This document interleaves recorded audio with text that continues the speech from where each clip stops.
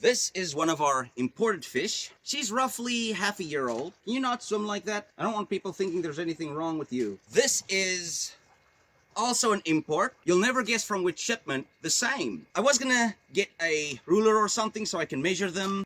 Mine broke, so we're just gonna have to rely on perspective. So this is the size of the big one. This is the size of the little one. Now, what could have caused this problem? Now, it is a problem. Fortunately, it's not as big of a problem. These are two mud ponds.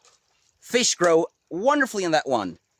They don't grow at all in that one. This one obviously is a lot clearer. It doesn't have to be crystal clear as long as it's not this fresh cup of coffee color with a lot of milk in it. You see, when there is this much mud still floating around in your water, it hinders the fish's ability to breathe, which is obviously going to slow the growth down, and it also stresses them a little bit. Both those factors is what got me a little bit now. Still about 2 months left before we officially enter the winter season. I am in a more tropical area, which does save me a little bit. I might get a bit better growth on these fish than I would have than if I were to live in a colder part of the country, or a colder part of the world for that matter. Imagine trying to farm goldfish in like Antarctica or something.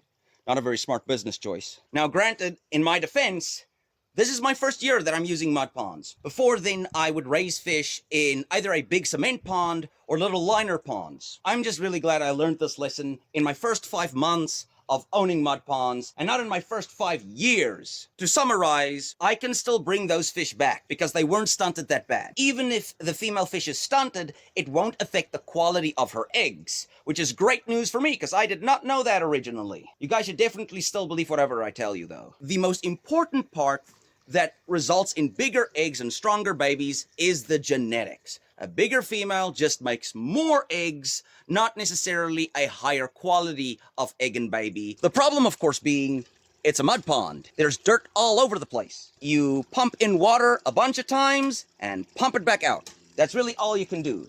Get the worst of it away to get as close to that nice thick clay layer as possible. You want the clay. The clay soil is your friend. That's what's keeping your water in. The dirt is on top of the clay. You don't want that. I always love seeing these little babies swimming around, living the goldfish dream. I wish I could live my dream of my camera not losing focus though. And this could have potentially been a dangerous situation. If this water was even more muddy, it could have suffocated the fish. And I think also what helped a lot is the fact that we have air stones. They're just not currently running because I didn't want the air pump making a buzzing noise while I'm recording.